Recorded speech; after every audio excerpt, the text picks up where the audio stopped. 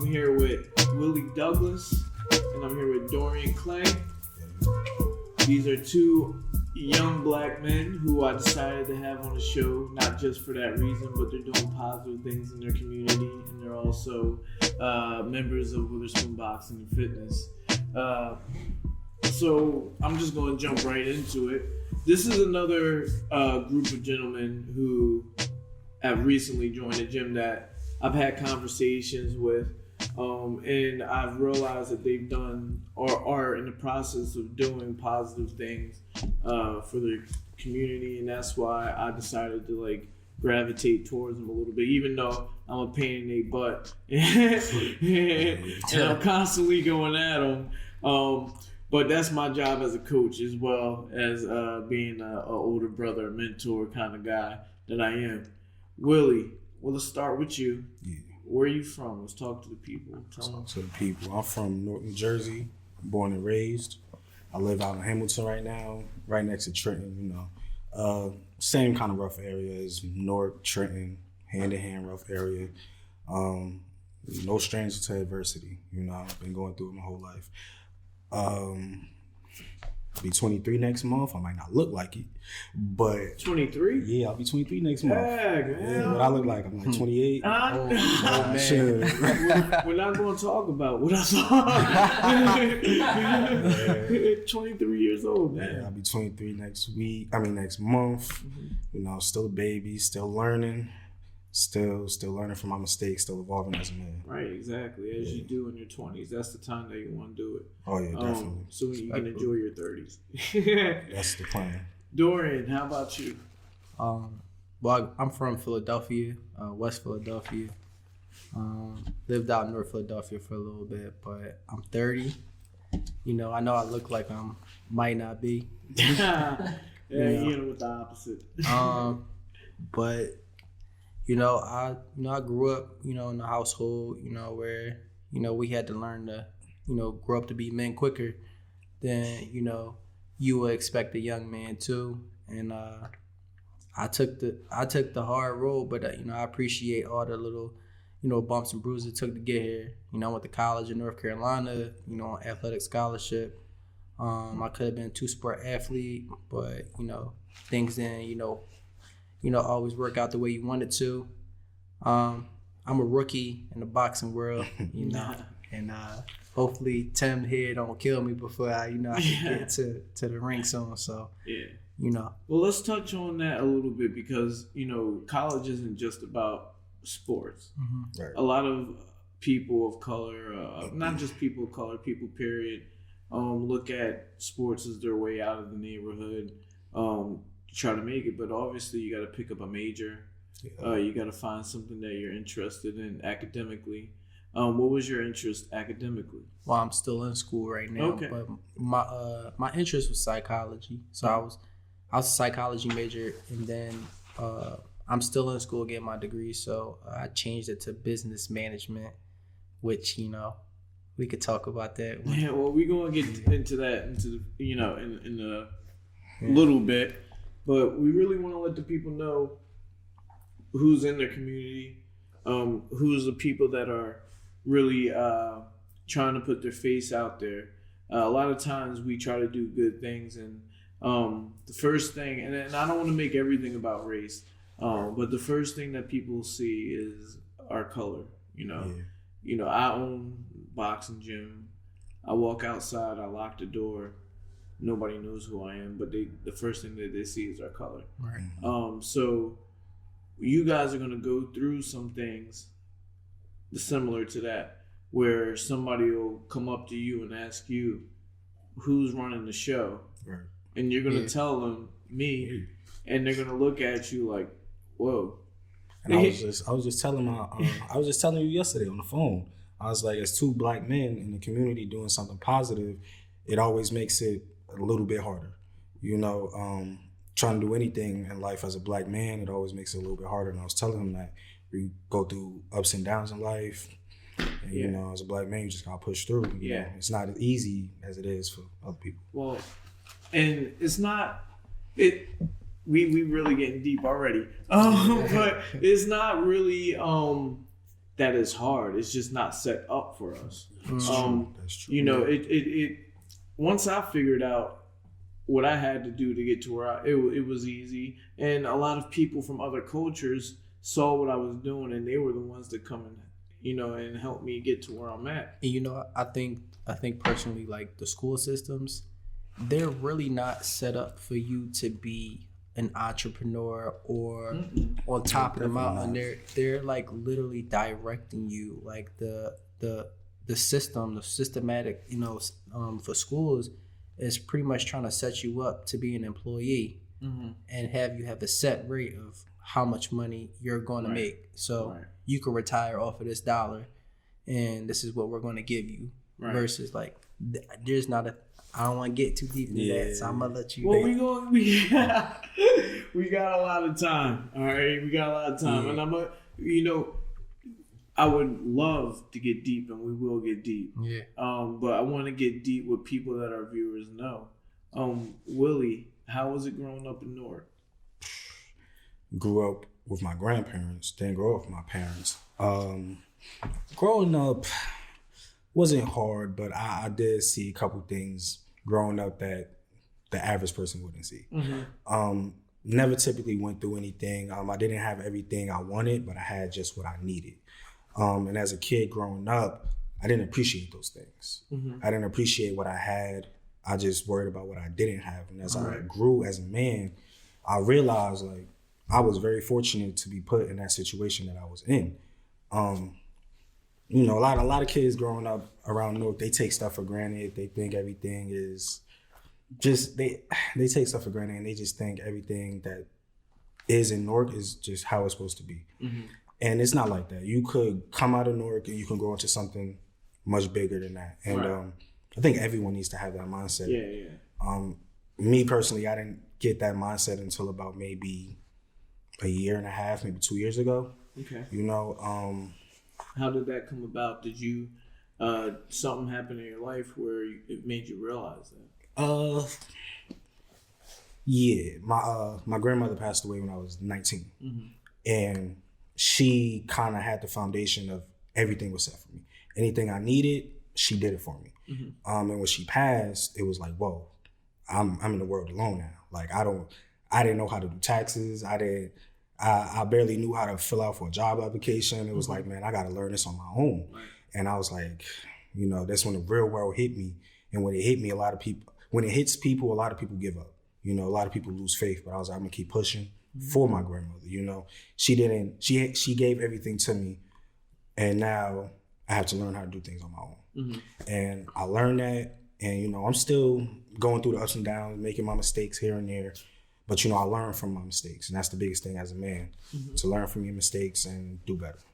Yeah, at the age of 23, to realize that already is great. There's guys much older than us. You know, they look like us. We see them that still don't get it. And the earlier that you get it, the better off you are. Now, you mentioned, Dorian, that you went to school. What high school did you go to in Philadelphia? Not to mean to cut you off, but I went to college too. You know? I'm no dummy. Really, if you really want to take it back, we never mentioned that you guys were related. I don't think that the viewers know that you guys are cousins. Oh, this is my older cousin. Yeah, you know? He's 30. So. I mean, I try to look out for him, man. He got like a motivation, some consistency. Consistency. I can see it in myself. I like consistency. Right. And, you know, as my older cousin, he's there to push me. You know, I never take it personal. Right. Yeah. What school are you mentioned? Oh yeah, what high schools? Yeah. Oh yeah. So, I got to move around a little bit. So explain that. My freshman year, I went to West Catholic High School, and my pops was, you know, a little stressed out by the West Catholic prices. So I got sent down to Paul Robeson, down the street next door, played ball for them, ran track for them, ran cross country. Then I stopped living with my dad and I went to go live with my mom. But before that, I went to Penwood because we moved. So in that process, we moved to a different area. So I went to Penwood High School. area was that you lived in? West Philly. All right. And then after I left Penwood, we moved to Yaden, and in that area is Upper Darby High School. Yeah, so Yaden, if you guys don't know, is kind of like, if you from West Philly, that area, you want to go to Yaden, right? That's like the suburbs. Yeah, that's the burbs of West that's Philly. where you want to go. Yeah. Just not to sorry to cut you off. Because you mentioned Yaden. Me and you are both Philadelphia guys, but I've been living in the suburbs my whole life. Yeah. Some of my family members don't even know about Bucks County, but you mentioned Yaden. Yeah. Everybody was inspiring to move out there. That was the spot. That's still a nice utopia. spot. It's still a nice spot out there. Right. Yeah. So you were living out there. Mm. That's great because this is the Young Black Suburban Show. Now you can tell me the difference between being in West Philly and being in Yaden. Well, Is that Delaware County?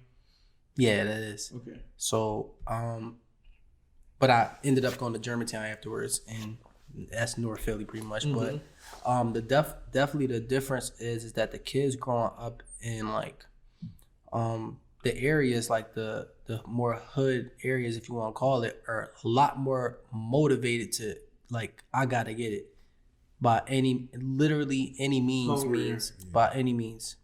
And the kids over in Yaden, whether you get a job at McDonald's, you sell drugs, you selling your body or whatever the case may be, you a little thotty or whatever the case is, that's what it is. Right. Especially because there's not a lot of men in these children's lives to really like guide them. And in the Yaden area, kids are still bad and they still kids, but they're kind of less concerned about the future. They just live in life and they kind of like, they want to do stuff, but I feel like they're less motivated because I feel like the I made it is I'm in a cool neighborhood or something like that. So living in the moment. And the cops will come like 5 minutes quicker than they would then. Right. And really there's a separation, but if you're talking about Upper Darby, Delaware County, the only separation is what, 60th Street or something like that. It's not 69th Street. 69th Street. So you cross 69th Street, you in the suburbs is different. I used to live down there. Clover Lane is where I used to live when I lived with my mom. And it's crazy though, the mentality, how it just changed from one street to the next street. You got, when I got 6 years on you. Yeah. I got you gonna make me do the math. I got 13 years on you. Yeah. I was 9 living in Delaware County, and it was like I was living up here again. But my grandma is from West Philly, where I felt like if I went on the wrong street, it would be over. I will tell you, in Yaden, like, or 69, in that area, you'll go one block, like, this is so beautiful, and the very next block over is the trap. And it's like some people, if your viewers, they know, they'd be like, oh, like Darby and Yaden, they ratchet. They might have moved into a better neighborhood than that, but honestly, comparable to West Philadelphia, you'd be like, oh, this is nice little whatever. And that's how people feel. When I was there, I was playing baseball. You know what I mean? My neighbors across the street were white. Neighbors. The whole block. Matter of fact, if I look at it, it was like me, my sisters, and then like some mixed race kids on the block. But, and I will say this about the culture though, they embraced us. They didn't treat us like we were outsiders or anything like that. I was going over their houses, going fishing with them, playing baseball with them. So that wasn't the issue. It was just like, dang, I go back to my grandma's crib. I can't even play outside. Now you moved from Newark, and you live in Hamilton. Yeah. That's the suburbs. It ain't the suburbs. It's not the suburbs. How do you feel about it? It's better. He can't. Yo, North to Hamilton is right next to Trenton. No, Trenton is not the suburbs, right? No, well, yeah, Trenton is not the suburbs, but it's surrounded by the suburbs, bro. My daughter lives in Hamilton. This is the only reason why I feel this way. She lives on a cul-de-sac, and she goes to school, Clockner. You know Clockner? Nah, I never heard of it. She goes to Clockner Elementary, and that's actually the street. And I'm like, yo, she's good. You know, I'm not worried about where she's at. But like we were talking about earlier, you go one block over, you go here. Yeah, go one block over. But from watching movies, Hamilton is nothing like Newark. I know it's movies and all, but Newark to me is but see, that's the thing. Coming from Newark to, I'm gonna just say Trenton. That's what we gonna call it. We gonna call it Trenton, right? Coming from Newark to Trenton, I don't know why I feel more safe in Newark. It's because it's what you know. It's what I know. It's what I'm used to. I feel more safe in Newark, and Hamilton, Trenton is just like, maybe it's just not my cup of tea. You know, just I don't know the surroundings, know the area. To get around, I got to use a GPS. How long have you been there? I want to say maybe a year and 6 months. So you fresh? Yeah, you fresh. You only been to the Walmart. You know, you only been to the Walmart and the shop right down the street. But so you know, I mean, we're on the show, but just you know where the Walmart is in Hamilton, where there's where's that Panda Express? Yeah, Nottingham Way. Yeah, I live right down the street. So you live around the corner from my daughter. That's the burbs, bro. Unless you don't live near the statues and all that. You live below. Yeah, you live.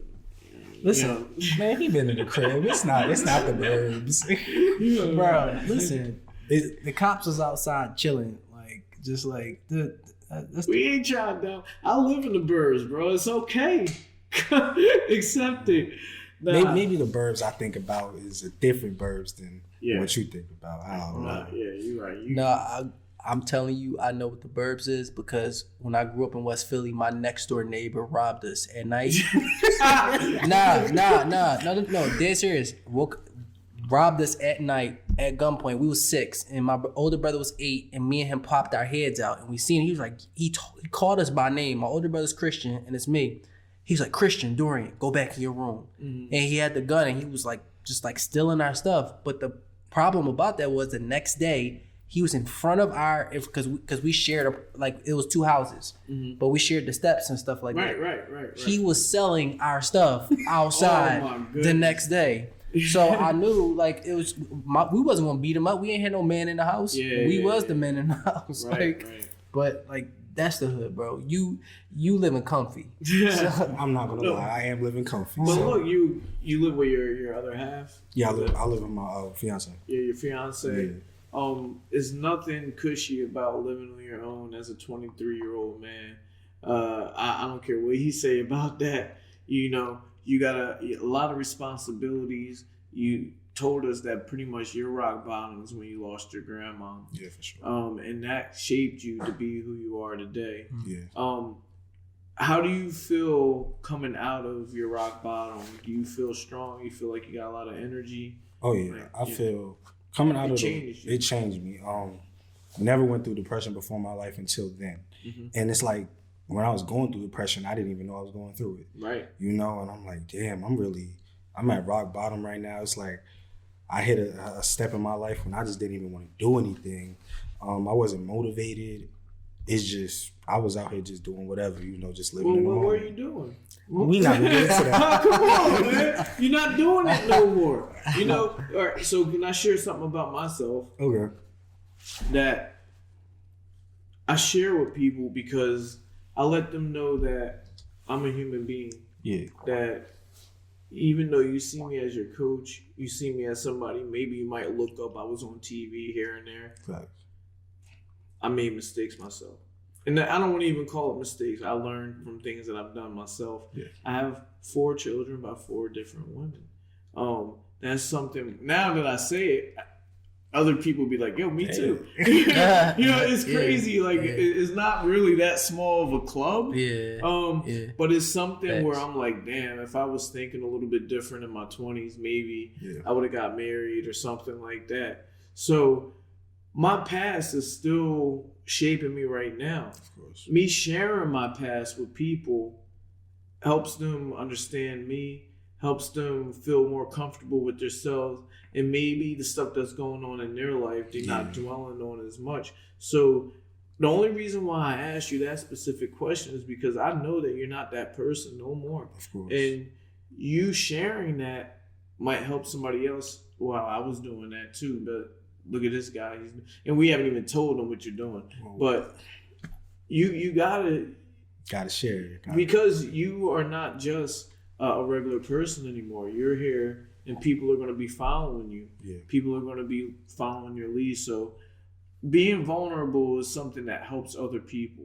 Mm-hmm. It's up to you, true. you know what I mean? That's But like I said, I got 4 babies by 4 different women. Yeah. I'm saying that on YouTube, Spotify, Apple Music. Yeah.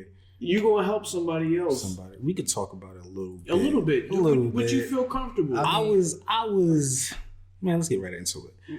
I was out here breaking the law. Mm-hmm. I was breaking the law. I had a little relationship at the time, wasn't being faithful. Mm-hmm. A lot of people will blame that. Oh, you were young, you know, right. This, that, and the third. But as a man growing up, you know what you're doing. You know what you're doing is wrong, and you know the consequences to those actions. And I knew. And you know, breaking the law put me in a tough situation. Being unfaithful put me in a tougher situation. And I just learned from it all. You know, the person that I once was, I'm not today. And it's sad because I think people still look at me in that way. Yeah, well, that's going to happen. It comes up. I'm trying to be a great interviewer and not interrupt you, but I'm also trying to help you as well. Yeah. You know, my last child will be 8 next month. You know, that's the 4th in the 4th baby mom. 8 years ago, people still bringing it up. You know, it's always going to be with you. Yeah. But as long as you that strong person that you are today, it's not going to phase you. You know, you're not. They can say whatever they want to say about you, but when you over here changing other people's lives, like I know you will be, you're gonna be like, yo, you know, forget them. Because I have people tell me like, oh, you came so far. I'm proud of you, but I don't even look at it as them being proud of me. I look at them as being surprised. Mm-hmm. Like they're used to the old me, so they probably thought I was gonna stay like that. And now that I'm doing, it was only 2 years ago. it was only 2 years ago, but that's all they knew of me. 2 years is a long time. It is a long time. That's all they knew of me. I only say it was only 2 years ago because you're only 23. Now, I'm proud of you. Yeah. Just sitting here, we only been talking for about 15 minutes so far. I'm already proud. Yeah. These other people a decade from now won't be like, not even know who the old Willie was, you know? So, like I said, I'm proud of you, son. Hey, man, I'm proud, you know, all these inspirational stories in here, man. I mean, I feel like, you know, Tim, he teaching us the way. You know, he beat me up. you know, he showing us the way, man. I definitely try to encourage, you know, my cousin as much as possible because, you ain't tell him how you got on me in the car. So he got on me. He got on me today. Sure. I have to get on him quite often because he lacks. He says consistency, but it's not consistency. I think it's the motivation because you could be consistent. All it is in your mind. I think like he needs to encourage himself more. You know, because he's not a great communicator. So I'm gonna just call a spade a spade. Yeah, we know that. And just for example, last week we were supposed to shoot a commercial. And we was talking about it, and I know I had to get on him because he's Will. So, right. So as I'm talking to him, I'm like, all right, cool. At the church, because I was going to church, I was like, all right, at the church, we're gonna shoot this because somebody at my church was like, all right, they'll do the commercial. This man went 12 hours starting from 8 o'clock before I heard back from this guy about doing it. Luckily, they said we couldn't do it because it was like XYZ. Somebody got engaged at my church. Mm-hmm. Somebody got christened at the church the same day. Stuff was going on, but I was just like, this man, if we having a business meeting with the Board of Education, and I don't want to jump into that too quickly, or higher ups. And I'm like, even a day, he was 3 hours late to something we were supposed to do concerning our business. Will. Yeah, him. Yeah. I was just telling him like, bro, like I don't got no beef against you, but I was like, as a professional, there's a certain level of punctuation that you have to maintain because nobody cares. Yeah. And what was going on. Yeah, and that's me falling back into old habits. I'm not perfect, sometimes I fall back into old habits, but I have to learn how to break out of that. So I believe in him now, so I know he can. And me, I'm learning something right now in my life where I'm hard on other people too. There's certain people in my life that I feel like they could be doing better. They could be doing more. And some of these people are younger than me. And I had to sit back and realize, like, dang, man, what was I doing when I was 23? I was a professional athlete myself, but mentally I wasn't right. Luckily, I had boxing to keep me structured every day. If it wasn't for the boxing, you guys might have not met me.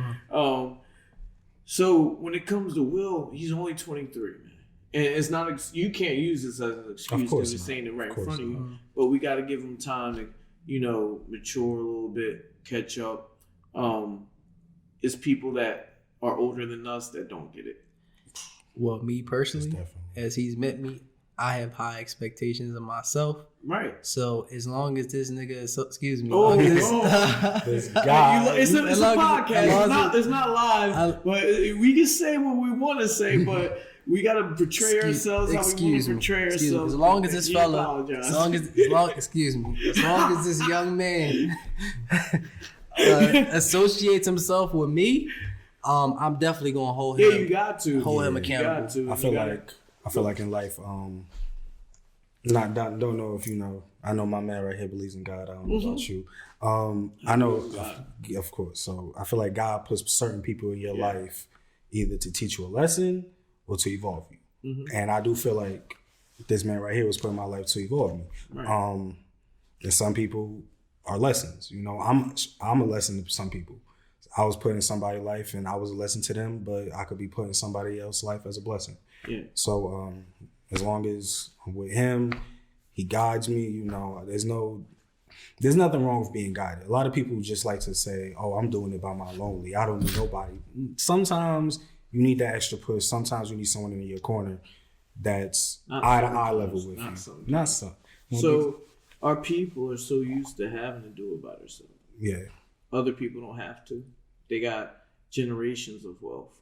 Generations of people that know how to get it done. We doing it that way because the circumstances that we've been dealt. And it's not an excuse again because we're all capable of doing it. I know of me, I didn't go to college. I didn't finish high school. I left high school to become a professional fighter. I did that for 10 years. Now I'm still doing something in fighting. I own a business. Well, blah, blah, blah, blah, blah, blah, blah. All right. But at the end of the day, I wasn't, using excuses. We know that the circumstances are against us. Well, what are we going to do after that part? You got to fight them. You're only 23, Will. We got to keep saying that. And I don't want you to be on my podcast, keep talking about how you looking up to him. Is somebody right now watching the 17, looking 18, doing what you used to do? Like, damn. And we haven't even talked about your businesses yet. Exactly. But they're looking at you. You sitting next to me on my podcast. You could be sitting next to somebody in jail. 5 years ago, I would never think I'd be sitting in front of some cameras talking to you. I would have never thought it. You know how life turns out. So we got to squash all that doubt, whatever. Yeah. You here. All right, you here. You got your boy. And that's the real point before I cut you guys off. Before that I wanted to make was that everybody needs somebody that's a little bit older than them to look up to. It's true. My old heads are 60, almost 70. You know what I mean? The people that I really took advice from are people that are retired, people that made their money already. And you with somebody, y'all both going and chasing that dream together. That's beautiful. You don't look down on him. You want him to do better. You don't look up at him. You want to do better with him. That's right. That's how it is. I want to know though, Dorian, have you been spiritual your whole life? I grew up in the church. Okay. Since I was little. You look like one of them dudes that was singing. We not gonna bring up the time he bust out singing. Was he singing? He bust out singing one day. I'm like, whoa. You got chill out, bro. He surprised me. He wasn't no Alicia Keys or nothing, but you know, it was valid. Nah, I grew up in the church, apostolic, and you know, I've done everything from sing on the praise team to I've been a part of those, things. I wouldn't call myself a singer, but he heard me sing before. But I've just always been involved in the church, and I kind of like started developing my own relationship with God, like when I started having my own option of going to church. Mm-hmm. Because when your parents is making you, I don't know about y'all, but it's not as fulfilling as when you go on your own.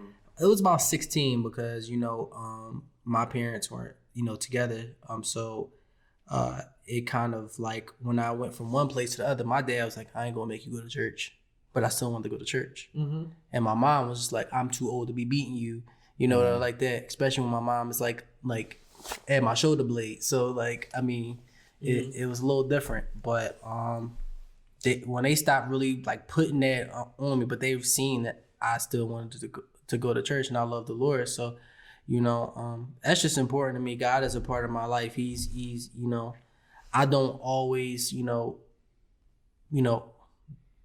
follow like, I guess, the way I'm supposed to, but I'm just a work in progress. I'm trying to work on myself, because I got high expectations of myself, and I don't want to let people down that's around me, right? Like my cousin or my sons, or just anybody around me, my church, anybody, my family, just anybody around me. I don't want to let them down, and kind of, I'm an example to somebody, right? Even if it's 2 people, or 5 or 10, somebody is watching me. My little brothers is watching me, my sister, different stuff like that, and I want to make sure that I'm a good example, so they follow that same path if they are following me, because you don't know who's following you. Right. I hear a lot from both of you guys, a lot of responsibility to make people proud, to make people understand that there's a better way of living. Your spirituality guided you. It's helping you get there. Your rock bottom is helping you get there. Yeah, but God is helping me too. I really didn't get started. I didn't start getting into the Bible, church, God until maybe about 6 months ago. Yeah, the Bible is new to me. God is new to me, mm-hmm. but I'm following. Sometimes you got to turn to God when you ain't got nothing else left. Right. And I realized that, and I'm following Him the best way I can.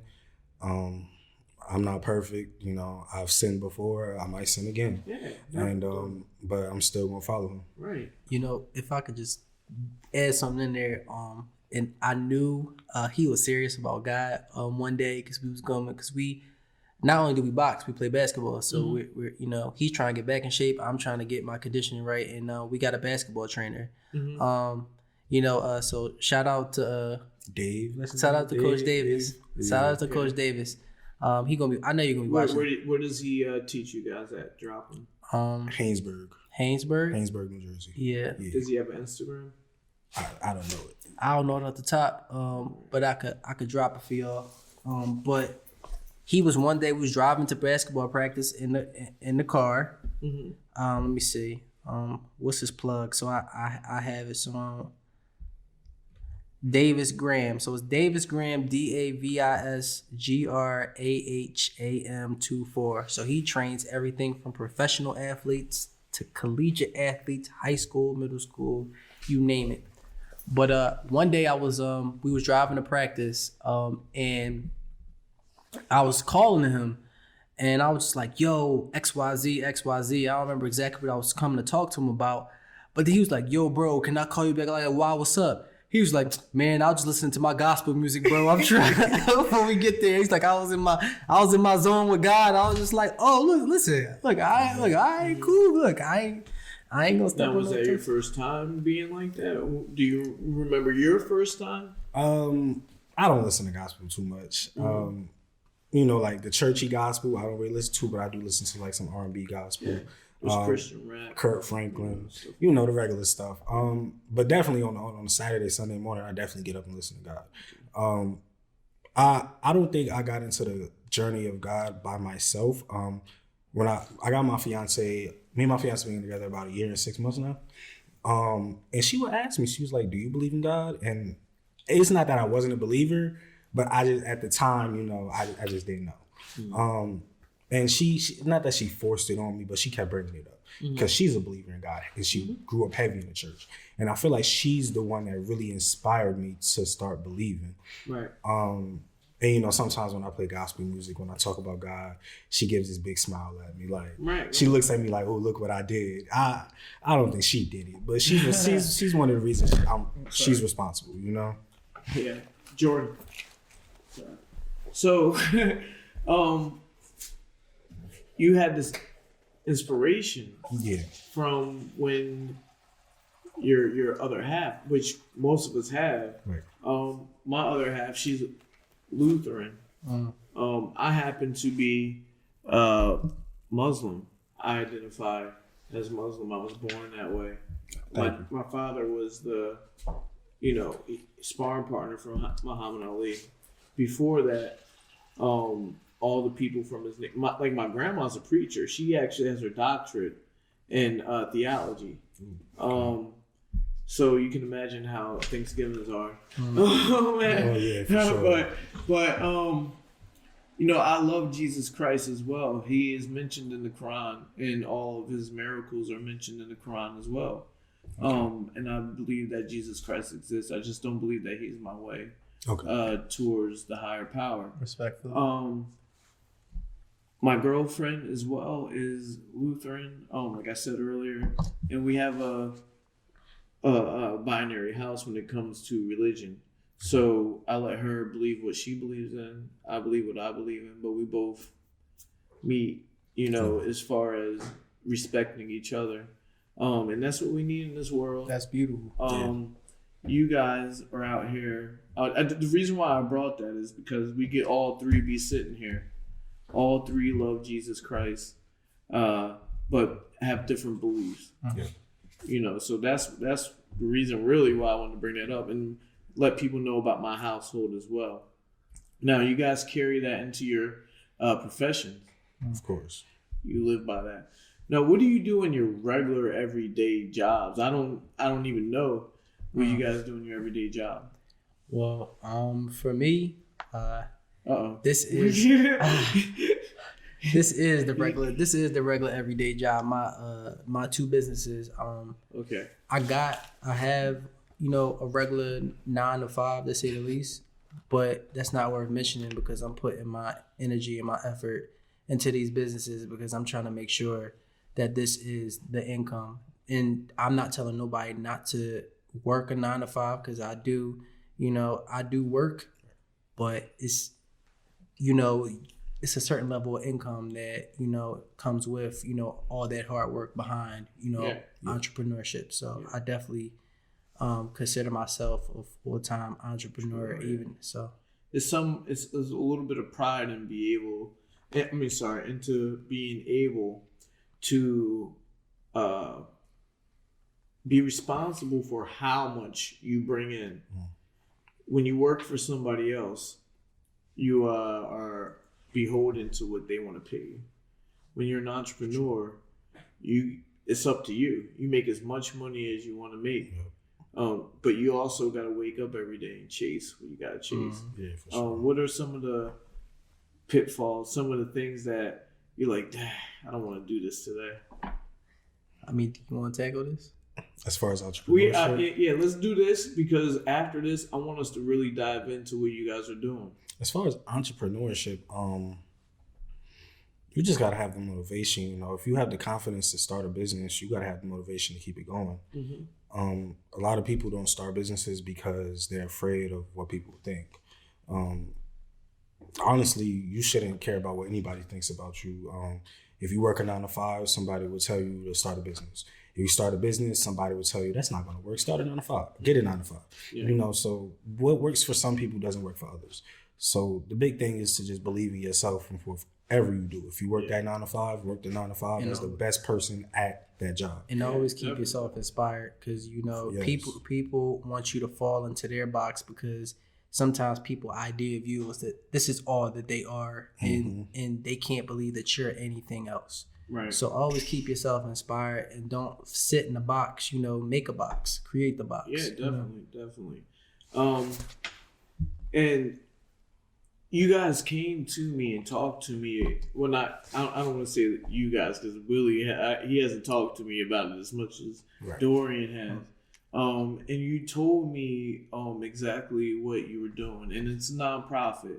You're doing this because you want to help. But nonprofits don't work unless you get help as well. Of course. So this is a platform for you to be able to expand your reach and reach people that I know, and tell them exactly what your mission is. What is the mission? First, let's start with the name of your nonprofit, and then what is the mission behind it? So Project Jobe is based upon the story in the Bible called Job. And Job was a wealthy man in the Bible, a very wealthy man before anything happened in his story. And pretty much one day Satan came amongst the angels to speak he was amongst the angels to go to God. And he pretty much, to make this short, he said, there's pretty much, the Satan came up and said, there's none in the earth, that are like, worthy, pretty much. And God said, have you seen my servant Job? And he said, pretty much Satan was like, well, he has so much cattle and so many good things going for him. That's the only reason why he serves you. And so God said, don't take his life. Do what you must. He went down, took all his cattle, killed them, whatever the case may be. And he came back and he still praised God. And Satan came back and he said, and God said, so what do you think about my servant Job, or whatever like that? He said, he only serves you is because, pretty much the family, pretty much. So he went and killed all his family. So you can't kill him, but he killed all his family. And he came back and said, and he still praised God. And he said, so he said, so what do you think about my servant Job? You took and everything from him. And he said, he's like, I'll touch him bone for bone, skin for skin. So he gave him leprosy and stuff like that. He said, but you can't kill him. So he didn't kill him. But he did all that, and he cut all his leprosy off his body. And he said, in this world I came naked, and that's the same way I'm going to leave this world. And pretty much after the end of that, his friends and his wife came up to him, and they were saying, why don't you just curse God and die? And he was just, and he said that to him, like, in this world I came naked. He pretty much told them, like, get away from me, because I love the Lord. God will always be good, no matter what's going on to me. God is always good. And so God doubled everything that he had. So he was already here. He was in a high place already in life. And then he came all the way down, and then he went back up. Doubled what he already came from. And the mission of Project Jobe is for us to get people from out of these pitfalls, because a lot of people are starting at the bottom. Right. Yes. And we want to bridge this gap so you can go up, and you don't have to go through all this different type of adversities and being blindsided by different things in life that may hurt you down the road. Because so we had to go through it. We don't want the next generation to go through it. I can totally relate to that. How specifically do you plan to attack that? Like, what is the mission? Well, the mission of Project Jobe is to create healthy, independent, working, sufficient adults that are conscious about, how to, operate and conduct themselves in the world at a young age before they have to go through XYZ. And then they're like, I wish I knew. So that's the mistake. So we want to conquer mountains before, Yeah. And how did you come up with this concept? One day, me and my cousin was talking on the... We bounce ideas off each other all day. Sometimes my fiance be so mad. Like, you on the phone with Dorian all day. I'm like, look, it's for the good cause. Yeah. We bounce ideas off each other all day. Some good ideas, some bad ideas.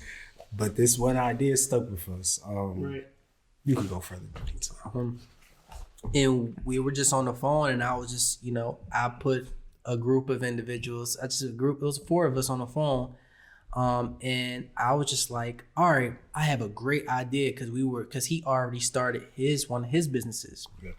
And I was just like, well, I wanted to get my business started, but mine was a little different, because my first business before this business is called, the Daily Knockouts, a healthy energy drink. Okay, yeah. And I'll get into that later. Yeah. But ultimately, I was just like, we should get, and this is something else. So we have a Zoom call every Friday for local businesses. Yeah. On Zoom to kind of interact, outsource, and network with each other to kind of like, share their stories and let them know, how things work out. But we were just saying, like, how can we get people to come and join this Zoom call? Because we really want businesses to, collab, because that's the only way small businesses come together, and that's how they grow. That's how, like, when MySpace or Facebook was having a downpour, a lot of people do Instagram, and Instagram got absorbed by Facebook, right? Because Facebook is identified for most of us young people as for old people, for the older generation,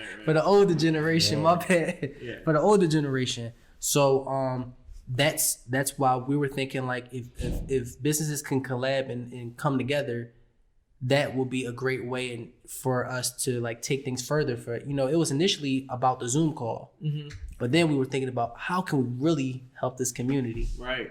And we started thinking about children. Like, people will always dive in for children, and we were like, well, we got kids, and we both got 2 kids. Well, yeah.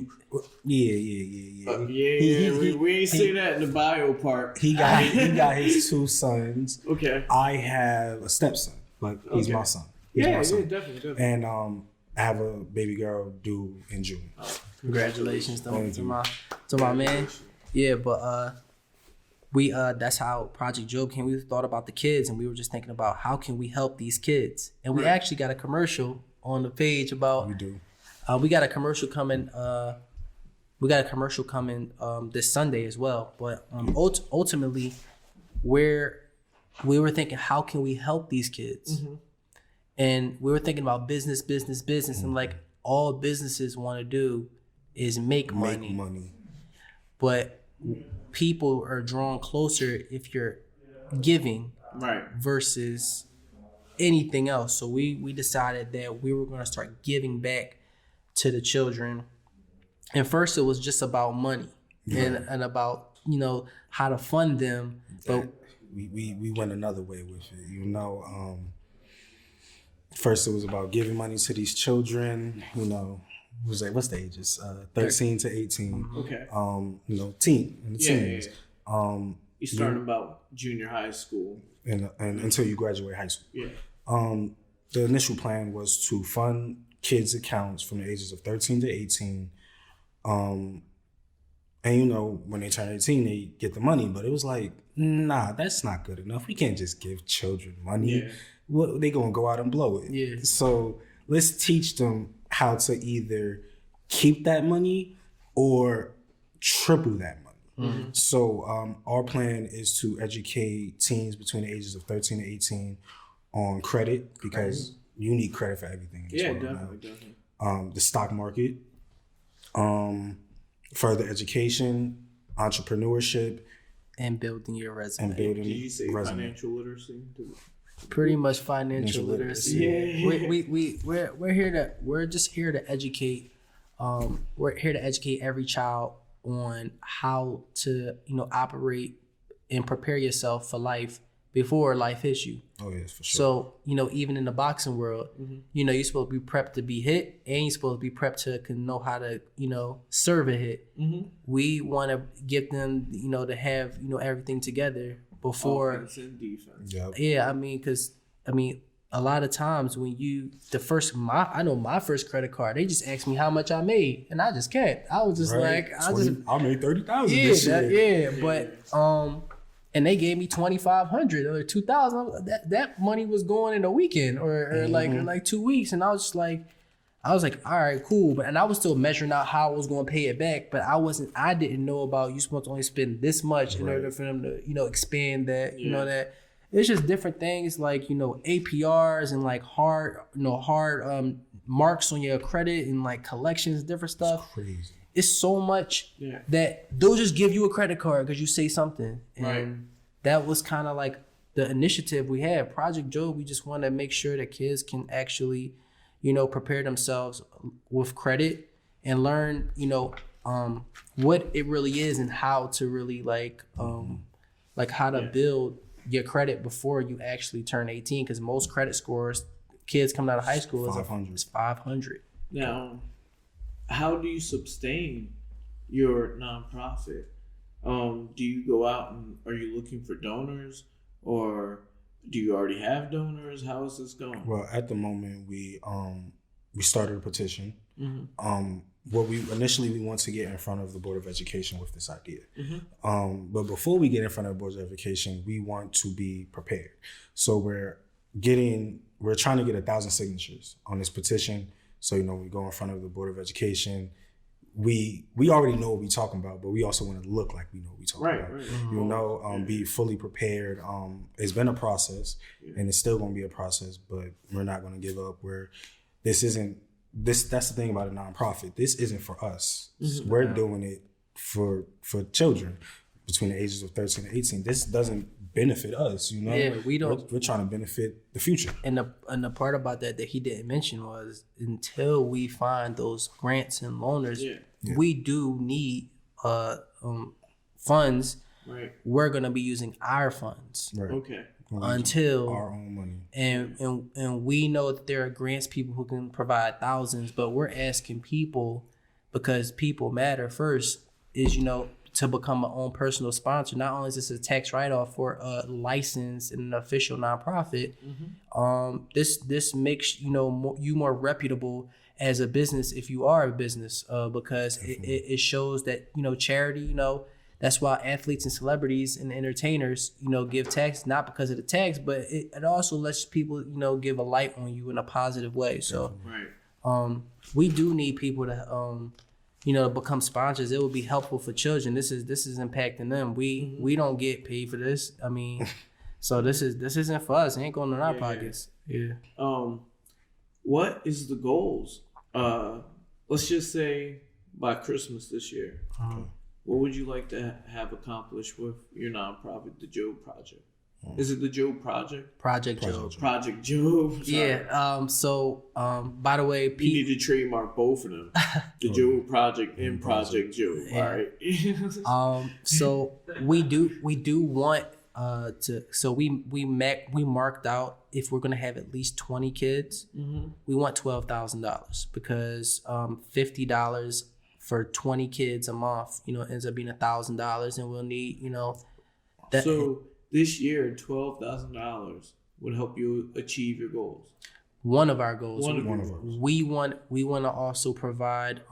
We're providing certificates and graduations, but because of COVID, we don't know what COVID looked like in Christmas. Right. But we definitely want to have a graduation for them.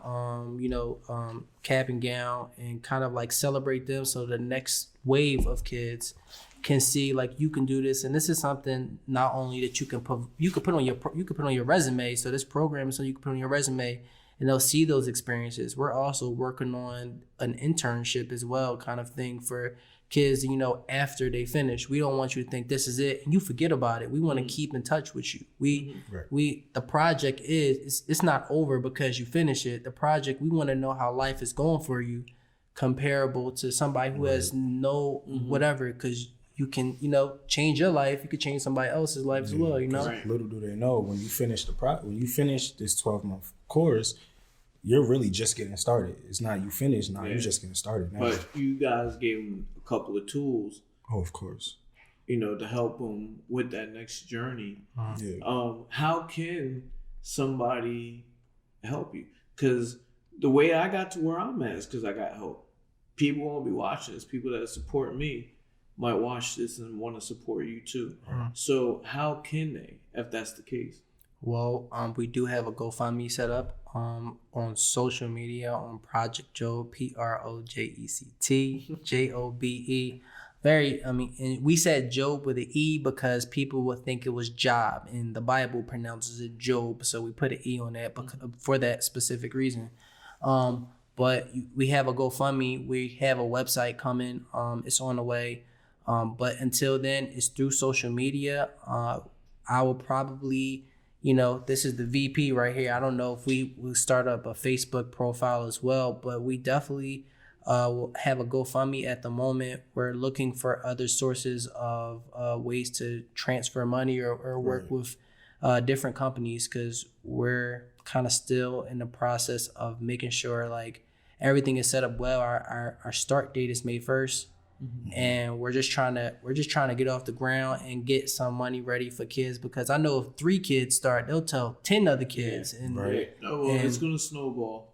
Yeah, definitely. And not only that, this is something that you touched on earlier. The schools are not teaching this. The schools are not teaching this. So you guys are actually filling the void, and it's actually smart to be doing what you're doing. And I know that you said, "Oh, you're not doing this for you. You're not, people that give get back. It's going to happen. You're not looking for that get back. We all heard that, but it's going to come. Now, what about people that maybe financially can't help, but they still want to help you? What are some of the things that you two need as far as support from the community that could help you take the next step if they can't financially help? Well, we take help any way we can get it. Us as grown men, we don't know everything. We may look like it, we may not look like it, but we don't know everything. And there's people out here that know more than us. So we've actually been reaching out to people, of a higher standard, to help us along this journey. You can't do nothing in life without help. Right. It's inevitable. Pretty much. We're just trying to shake hands with people that we want to shake hands with the right people, respectively, hand sanitizer and all. We want to shake hands with people and network. Mm-hmm. We also would like, if you can just share us or even post us on your page, just be like, yo, they're doing something positive in the community, something like that. That would be very helpful, because we understand that everybody doesn't have money. But having your support is so important, because when something big is going on and we do have your support, it'll spread even faster and more efficiently because we have support. I'd rather have a supporter who likes everything, comments and shares everything, because one person that sends $50 or $100, they think they God to you. Right. You know what I mean? Right. But we definitely appreciate everything, and I definitely appreciate whatever way of walk of life is coming, because we can use everybody's help, because we trying to help everybody. Right. So, yeah, that's a noble cause. That's only one of the many things. It's so crazy that we spend a whole episode on one of the many business. Well, I don't want to say many, but of the different things that young Black entrepreneurs are trying to do. Right. Willie, you have something different, a clothing line? Yeah, I have a clothing brand, Too Much to Lose. This is one design for Too Much to Lose. Right. It's me and my fiance, by the way. Okay. She's not here right now. We can't get her here? I could call her, but she's a little upset with me right now. I mean, maybe she might answer to just ask. Let her see that you're doing positive things right now. If you FaceTime the co-partner or whatever. I got FaceTime my co-partner. Let's FaceTime her. And actually, can I interview her? Yeah, of course. If she answers, I hope. What's her first name? Jadeja, but you call her Jada. Jada? Yeah. She right here. All right, babe. We're in the middle of the podcast right now, literally live. I'm about to introduce Too Much to Lose, but I have to have my partner, you, in this also, but you're not here physically. So I'm gonna hand the phone to Tim, and he might ask you a couple questions. Yeah, get you close to the mic. So, how you doing, Jada? I'm good. Yeah. You doing good? All right. So my first question off the bat was, out of you two, who was the one that said, "Yo, we got to do this"? I mean, I'm not gonna lie, he did. Okay. How was that conversation? You guys were sitting at home that night, and you were like, "Yo, we got to do this." Oh. Yeah, we was. Nah, we was. I tell it because I don't think you remember. Wait, how you want just because she was Man, that's my problem. This hurt part. This her part. We want to hear Miss Jada's point of view. Go ahead. We've been talking to your other half for about an hour now, and he's brought you up multiple times. Now he's trying to take your podcast time. We can't let that happen. Selfish. All right. So you guys were sitting down at home one night, and you were like, "All right, I believe in this. We got to do it." How did that night go? I feel like we was laying there for like a whole hour and some change. How did I know it was at night, though? Say it again? I'm sorry, because you said we were laying there, and I said, how did I know that it was at night? Oh. The only reason why I know it was at night, because that was the same time that me and my other half said that we going to go and do it all the way. I'm sorry for cutting you off. Continue.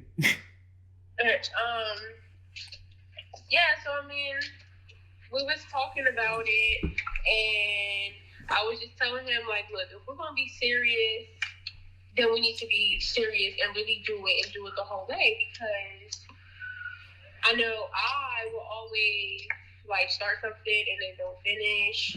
So I'm just like, if we're going to really do it, then we need to really do it and go all the way and don't be playing no games. So once, I mean, I think like the next day we like got started with everything like officially, and that was pretty much that. Like we've been just going from there. Can you whatever that was? I have no idea exactly what day that was, but yeah, I do. That's just how it was. I remember. On the door. Can you explain to us your understanding of the Too Much to Lose brand and what it means? Maybe. Okay. Hold on 1 second. This is a live podcast. No, it's not live. But this is how podcasts go. Yeah. Anything can happen. Look, so like my son here, and my cousins had to come get a table. So y'all called like at the wrong time. Well, how about this? Put them on the podcast too. Everybody be on the podcast. All right, but look, so we got Willie here, and he is ready to tell his point of view. We just wanted to make sure that we got the first lady of Too Much to Lose and her point of view on the brand and what it means. Respectfully. Yeah. Right.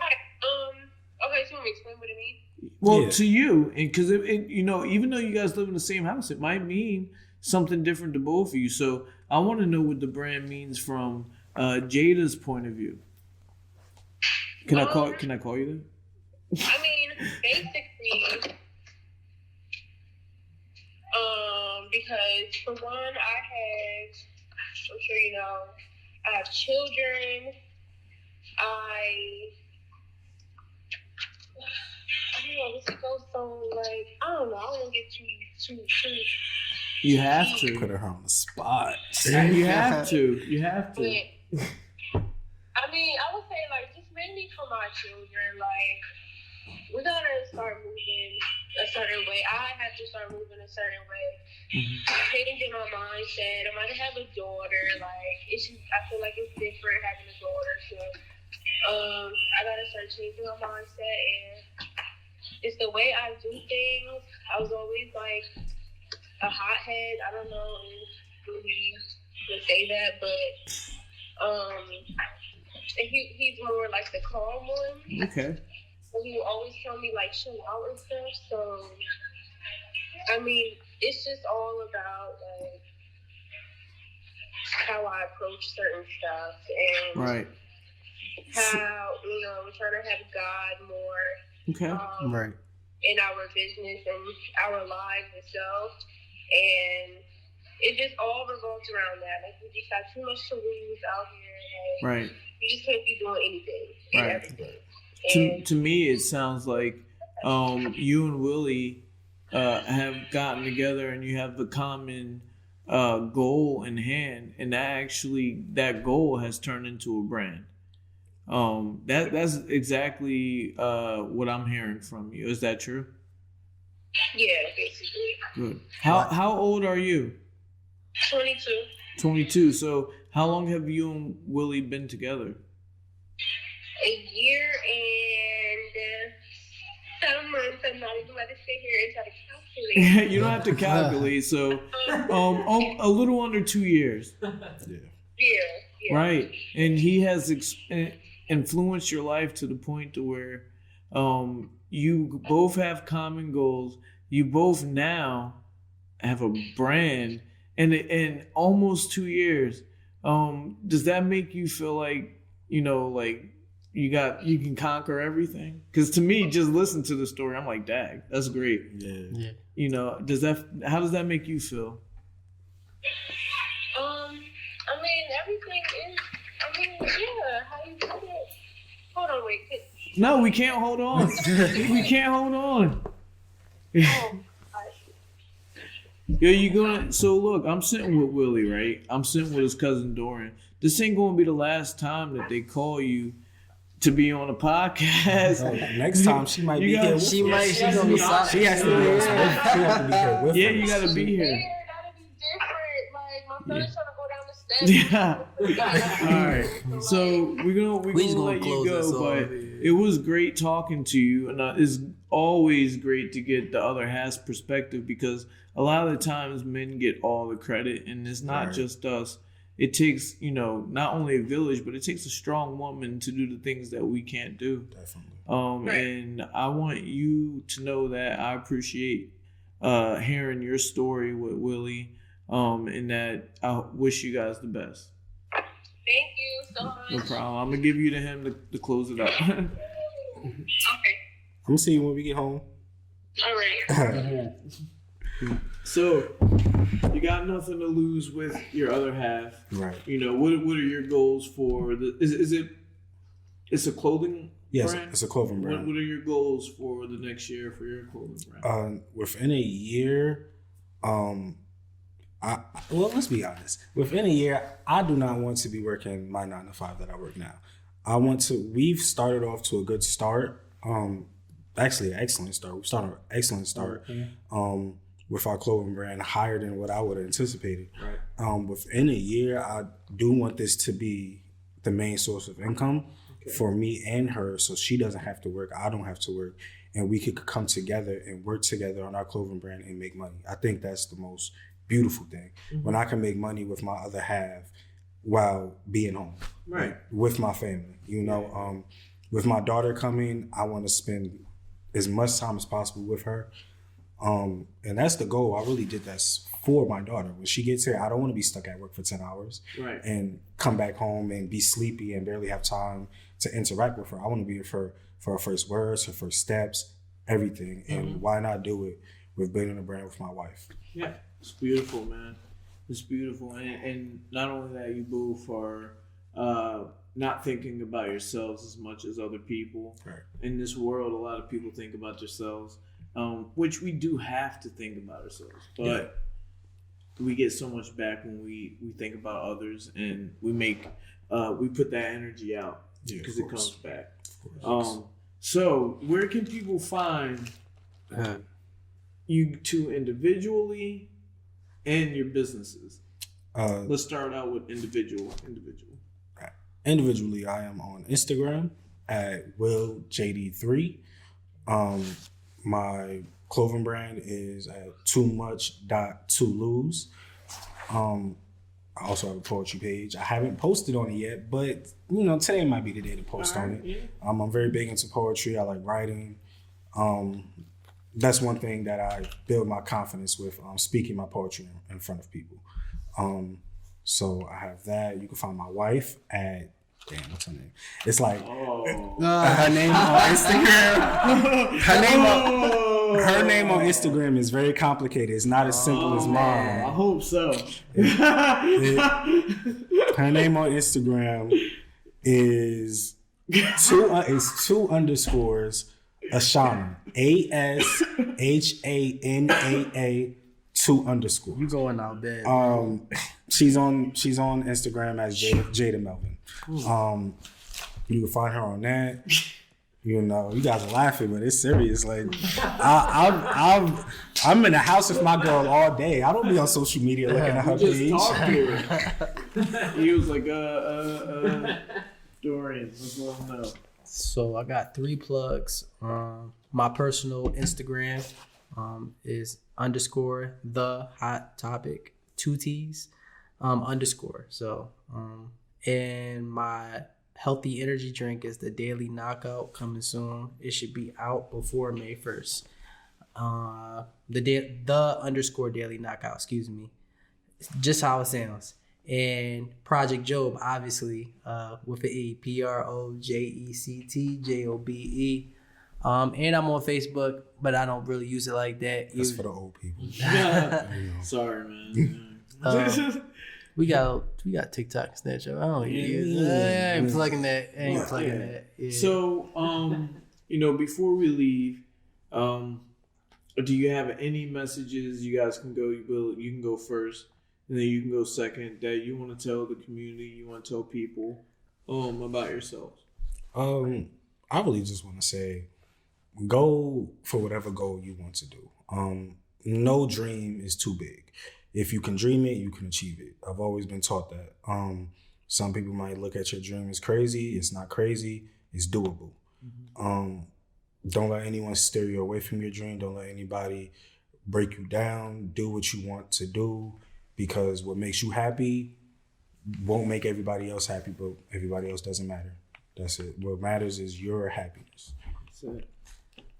I would say that the only message that I had was kind of like piggybacking off of something he said, but it's more just like, you can do it, but let's not count the little man out, because there's so many more. I would say that there are so many giants out in this world, whether you think of Apple, Facebook, Rolls Royce or whatever, Mac or whatever like that. But there's so much more small people in the little person. We on a rise, and let's make sure we lifting each other up, because we don't want no little people. We all giants, Yes. And I definitely want to, because I've been a little person all my life. And just to go into very short message, high school, even making a basketball team. If anybody knows what Rough House is, I'm guessing it's going out to literally whoever 21 sometimes. Go to 21, but pretty much it was like to make the team, you had to pretty much everybody scoring. It was 13 people. There was only 12 spots. So no, it was 14 or 15 people. But ultimately, I was the last person because I was the shortest person on the team. Everybody was like 6'6". So I literally had to almost fight to make that. On track and field, to earn my scholarship, I had to earn that scholarship in college. Like, literally, they had to examine me the first year if I even got on. My second year, I had to earn that. Like, I literally been proving myself all my life, and nobody ever looks at me as the giant. Mm-hmm. But, I'm knocking giants down. You can call me, you can call us, David, because we here to, we here to, change things. We trying to change things, and we believe that, all these children can be David. Right. We trying to knock these giants down because we trying to level the playing field for real. So. And I want you two to know that even though I'll bust your balls when y'all come into the gym, that I'm proud to be your friends. I'm proud to see and hear all the things that you're doing. If I can help out in any way, I'll help out. We've talked about it even before the podcast started on ways that I've already been able to throw some stuff your way. We can cut that part out. But like I'm saying, we're 3 young entrepreneurs that happen to be Black, that happen to have, have to fight a little bit harder. I'm not going to say that it's impossible, but we just got to fight just a little bit harder. And I'm proud to have comrades that are going through the same thing. So with that said, this is the Young Black Entrepreneur Show / Young Black Suburban Show. Thanks for having Project Jobe, Too Much to Lose on the podcast, Willie Douglas, and we had Dorian Clay. I appreciate you guys. Yes, sir. Yes, sir. Real quick. Okay. You want to stack on? Oh, my bad. I was looking at this camera the whole time. It's all gonna pick you up. You Oh, good.